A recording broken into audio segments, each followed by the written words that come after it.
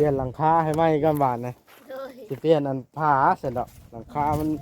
เปลี่ยนเท่าแต่ว่างมันหัว โดย ถ้ากันกินข้าวกับหยังมาเนี่ย ยังบ่มี ยังไม่ได้กินซ้ โดยบ่มีแนวกินญาติ ำแต่หายังจะมาเท่า จะหาซื้อของกิน ไปซื้อของกิน ำลงแล้วผม ซื้อของกินเนาะ โดยมันถึงเลยมันดอกเลยถึงเลย คู่เด้อเนาะ โดย รับแหละรับคน เห็นได้ เตรียมลุยแล้ว ย่าน ผมยาวเลยเนาะ เห็น โดย ผมนี่ย่อมบ่ผมดูแล้วเจ้านี่ ไป ดูเจ้านี่ อืม คือสีแดง ไปได้ย่อง มันแดงแต่เก่าบ่ โดย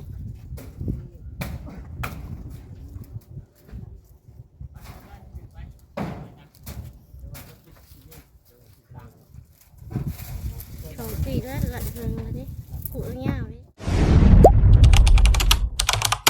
อย่าลืมกดติดตามเพื่อเป็นกำลังใจให้ผมด้วยนะครับ ทุกคนขอบคุณมากๆครับจะเฮ็ดนะ เอ้า โด สบายดี สบา ข่อยเฮ็ดหยังน่ะ โอเค บ่ได้เฮ็ดหยังเนาะพี่น้องเอ้ย ถ้าเปิดภาพขึ้นมานี่ก็บัดทีมงานพี่น้องเอ้ยมาเฮ็ดเพื่อนของพอทุสิงตาบอดเนาะพอรู้แพทย์ทีมงานเฮาก็คือมีภารกิจมาเปลี่ยนพากระจาดแล้วก็บ่อนที่มันทั่วว่าจัดเนาะตามที่ผู้ใหญ่เพิ่นมอบหมายให้เบาลิเพิ่นว่า มันทั่วสังกะสีดอกบ่ แม่เบาลิเพิ่นเลยชวนทีมงานมาเฮ็ดช่วยกันนะบ่ได้มีจ้างวานดอกเพิ่นว่าเจ้าเฮ็ดฮะให้สิซอยเขาแพทย์ว่าสิซอยอยู่บ่นี่ ข่อยมาช่วยแต่เช้าพุ่น โอ้เอาบ่เสียเวลาเบิ่งไปเบิ่งก่อนเนาะอันเด้ซะเครื่องของก็แก้มาเต็มรถมานี่เด้ไม้ ถอยรถไปลงพุ่นเป็นได้ แม่นค่อยสิถอยรถลงพุ่นละเอ้าเป็นมือกล้องค่อยสิไปถอยรถกัน มา ไม้4เมตรจักตัวพอแพทย์นับมึงดู 2 4 6 8 10 7 7เนาะ แล้วก็ไม้มัดแล้วก็สังกะสีทากระจาด90แผ่นพี่ละ ไม่7เซนไม่มัด2เซนสังกะสีแผ่นหนึงเนาะ เอาบุกให้เลยนะอย่ามันต่ำนะ มาเดี๋ยวชนสิบอกหรอก อะไรมาเลยเดี๋ยวชนสิบอก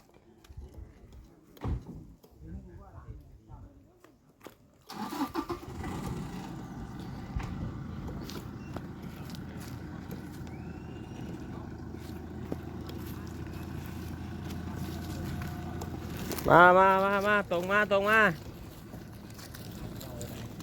ก ำลังปล่อยมากำลังเกิดมาขนาดนี้ก็ดีย่านเลยนะอันนี้นะผมก็เห็นรถไง เดี๋ยวดิ ไปอุปกรณ์มา เรียบห้อย เทียบให้ เบรก โอเค โอเค อันนี้ก็ซื้อมาเอาไว้ทีมงานเลยทีมงานแต่ว่ามีงานต้องการจะโทรเอามาว่าวันนี้เครื่องมือ อันนี้วะ แม่น พอดีเลยกำลังเห็นเทือนอยู่ เห็นเล่นกับเพิ่นจ้างช่างได้น่ะเป็นไงข้าววะ คัก มันข้างเองนะบ่ได้นะ มันของแท้เด้ อันนี้ได้สิเอาเมื่ออันตกขึ้นมาจอยเนาะได้ น้องข่อยไปหาถ่ายตัวที่มาถ่ายเอาคอยแล้ววะโอ้ย จะจับกล่องถ่ายเป็นที่ ไปมาเลยคนลง แก้ก็ได้คนได้ หาแนวมันตัดรถเอามีดมาจ้อยนะมันตัด แก้ไปแล้ว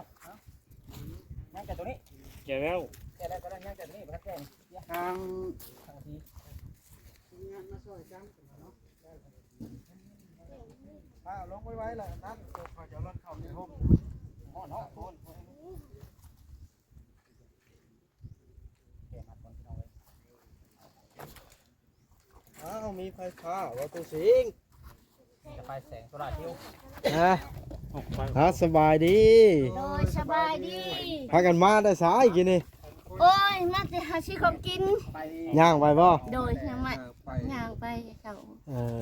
ขี่เป็นว่ารถถีบนะกันมีรถถีบนะ ไป ก็พอได้อยู่ เมียก็เป็นผัวก็เป็น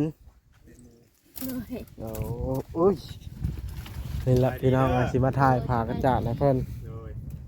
เอาไป มาบ่ แหนมเพิ่นเอา เป็ มาน หยังน่ะ เรา คือ ซอย มา ได้ นั่นค่ะ ญาติ โดยญาติรถญาติรถเอารถเอาขึ้นใส่รถญาติ บ่ลงแต่แม่เลย โดย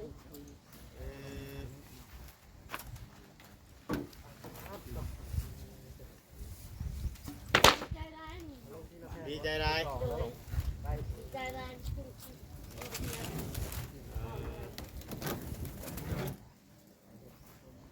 เป็นหัวจักบอลหัวน่ะ โอ้โหเบิดนี่เนาะไอ้ ตรงไหน เอา มีรถเนาะไว้รถ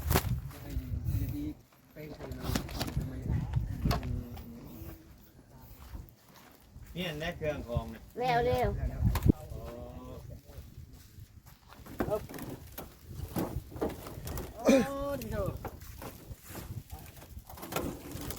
มันติดไฟเพิ่นได้น่ะ แม่นไฟหาไฟทั้งพุ่นเพียงวัน สบายดีเด้อตู้สิ เฮ้ยสบายดี เฮ็ดได้ให้เรานั่งนี่บ่นั่งนี่บ่ได้ได้นี่ต้อง พูดไปนั่ง ต้องง่ายไปง่ายเตียงไปวางไม้ก่อนหามไปวางไม้ก่อนเนาะ เจ้าออกแล้วจุ๊บก่อนจะหามเตียง เตียงอันนี้เอาไม้รวมเอาไม้ครบใส่ชื่อแค่เลย เด้อบ่ โดย ตกไม้ ตอกให้ เพราะว่าสายจุ๊บก่อนได้เฮ็ดแบบนั้น ขี้ฝุ่นขี้หยังเลยเนาะยันไม้ยันหยังตกถึงกันแล้วมันใกล้ดิ อันนี้ญาตินี่ค่ะญาติการเกิดรถเลย ร้อยเด้อร้อยเด้อต้องจับไม้เด้อ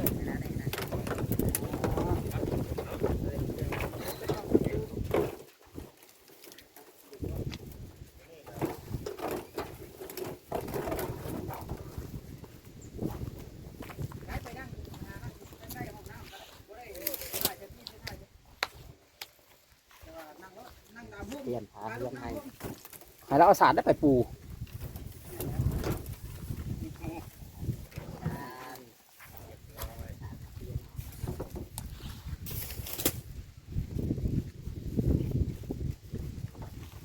ยางไม่กุ้งติดมือก่อน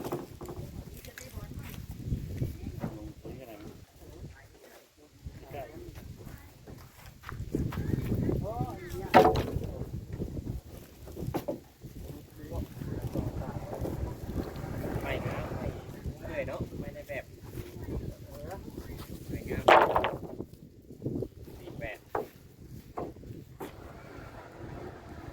48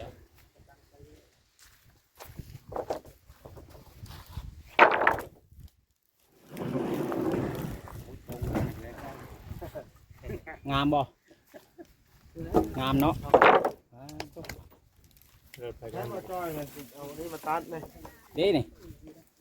ฮะ เอาอันหน้าโคตี ทางปลานี่ อันแง่โคตีรถก็ได้ มีเป็นป้าถูแล้วนะ นี่ครับเอาไว้เพิ่นส่งน้าได้จัง อย่างมาจ้อยเลยมีดมาอยู่ เอาข้ามมันนะ จังก็สิรู้หัวถ้าบ่มีหัวถ้าบ่มีหัวนี่ไว้เพิ่นต้มน้าได้จังก็สิเนาะ ไว้เราบอก หัวอยู่ ไม่หามันใจมันบ่กินไปเราบอกหัวมัน บ่มีบ่มี เอ้ามีคนโทรมาหาบ่าวบอสแม่ไผ เดินผลพระ บ่าวบอสแม่ไผนี่ เข้ามาเนาะ แม่ไผโทรมานี่ข่อยบ่ฮู้เด้แม่ไผครับไหม เดินตัวนี้แล้ว เพิ่นมีแนวอันนั้น ตั ตัว ว นี้ นี้ นี่เขาก็จะดีสอดเอา ตั้งแล้ว มันหัวมันขอบปานได้นานต่ำนะโกนเนาะตามไหลเอง รถเอาไว้ห่มก่อนพี่น้องเลยเดี๋ยวใดก็ได้ฮอนแดด ว่ามันเป็นข้อมันเอาแล้วตามบ้านบ้านเป็นมะ ห่วยที่ว่างันว่า สิเห็นว่าจิก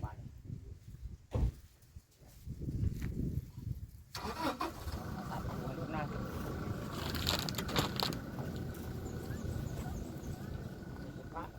ผ้าเขาเป็นนักบอก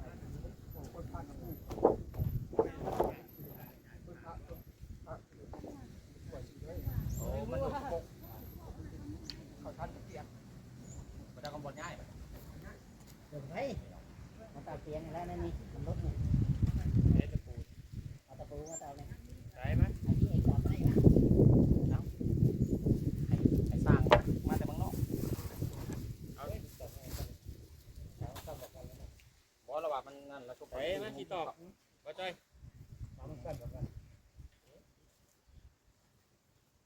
จับไปอันนี้อยู่ ทอดมานี่กดไป ว้าวหรอกว้าวหรอก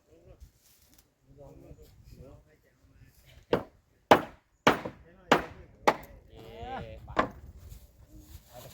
มันจะข้างนอกเฮ็ดเอง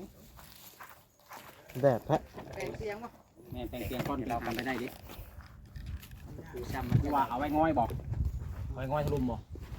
เดี๋ยวเว้านี่สิไปลุงได้ปะ มากกว่านี้เนาะจะเอาผ้าได้ก่อนนี่ เดี๋ยวเว้านี่สิถ่ายต่อเพิ่นก็ทำเส้นสมบูรณ์พี่น้องเนาะ ยิ้มแล้วเข้าบาทตรงนี้ แต่งเตียงสักคนพี่น้องเนาะ แดงเตียง แต่งเตีย นี่ ง พี่น้องเอ้ย จะได้ช่วยกันมากพี่น้องมาก ทางเฮาสิอัน คุณเล็ก มั่งลงก่อน บาทตายประเทศแล้วพี่น้องเลยพี่น้องเบิร์ดอีกทีนึง ทางสีนี่ ไปสอง สิเปลี่ยนทอดว่างมันหัวพี่น้อง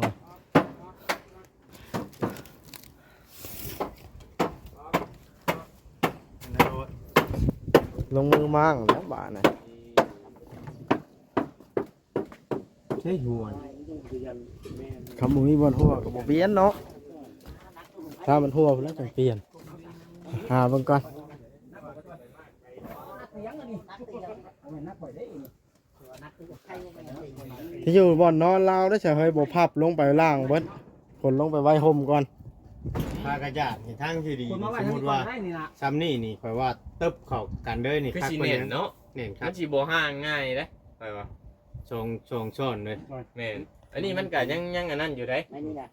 มันก็ยังดีอยู่ได้นี่นะแต่ว่าสีมันตาย ติด ข้าง เข้าน อก กันเลยนะ แม่นแล้ว ข้างนอกมันสีตายมันถึกแดด เพราะ เด้ ว่ามันขาดอยู่หักแต่ว่าเฮามันสิหนาเด้เฮาออกมันมีแผ่นเดียว แม่นแม่น แม่นและซ้อนกันรถเนาะ ช้อนกัน มันจังบ่บาง มันดีได้เพราะว่ามันก็ดนได้ เฮ็ดเพื่อความมั่นคงว่า แม่ ง่ายๆนะ บ่อนใดบ่มีข่าวเฮาก็มาเสริม เสริมข่าวใส่ เสริมมันเฮาใส่ธรรมดานี้ แม่น เนาะ แม่น บ่โยไม้อันนี้มันก็แข็งแรงมื้อไหนไม้หนา10 เจ้าสุกก็ยังบ่ไปหั่นน่ะ เดี๋ยวโรดทำก็บ่ไป นี่แต่ว่ามันสิห่างอันนี้พี่น้องเขาถ้าเฮาซ่อนนี่มันก็สินั่นนี่เด้พี่น้องเนาะ คันทำลงก็แม่นด้านเดียวนี่นะเพราะว่าเฮาสิใส่ฮาวไหม เบิ่งข่อยเฮ็ดดิ เว้าเลยเอ้ยทำด้านเดียวนี่ทำแต่ฮาวไหมนี่ก็ให้ละตึบๆใส่เลย แม่นแล้ว เนาะ แม่นตัวนี้มันหับแดดโดยเฉพาะ อย่าพาโอพับวันชาติแล้วปุ้มเขากันปุ้มครับเบิ้งพอรู้แค่เอ้ยปุ้มไว้แบบนี้ละปุ้มกัน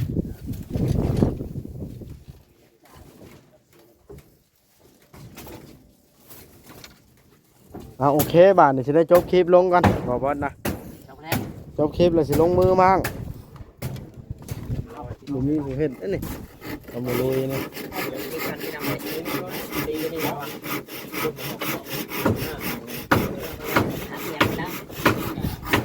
เฮ้ยเคสยังอันนี้ ขาเตียง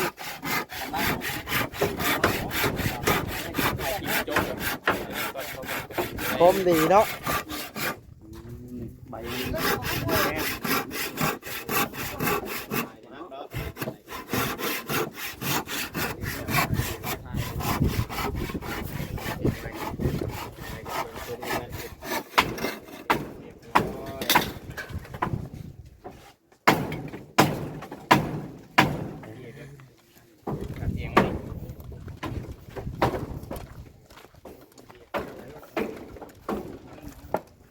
เปลี่ยนหลังคาให้ไหมกันบาทนะ โดย สิเปลี่ยนอันผาเสร็จแล้วหลังคามันเปลี่ยนทอได้ว่างมันหัว โดย ถ้ากันกินข้าวกับหยังมาเนี่ย ยังบ่มี ยังไม่ได้กินซ้ โดยบ่มีแนวกินมีด้าน แต่หายังจะมาเท่า ไปหาซื้อของกิน ไปซื้อของกิน ำลงแล้วผม ซื้อของกินเนาะ โดยมันถึงเลยมันดอกเลยถึงเลย คู่เลยเนาะ โดย รับแหละรับคน เป็นได้ ฮะเตรียมลุยแล้ว ย่าน ผมยาวเลยเนาะ โดย ผมนี่ย่อมบ่ผมดูเจ้านี่ ไป ดูเจ้านี่ อืม คือสีแดง ไปได้ย่อง มันแดงแต่เก่าบ่ โดย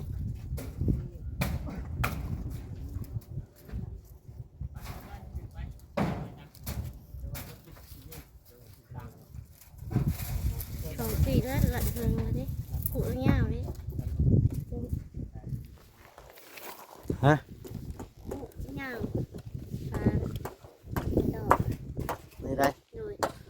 แล้วถ่ายใหม่วันนี้ก็บ่ดอกหรอกเนาะ เลยดีใจร้ายมึง ดีใจบ่ เลย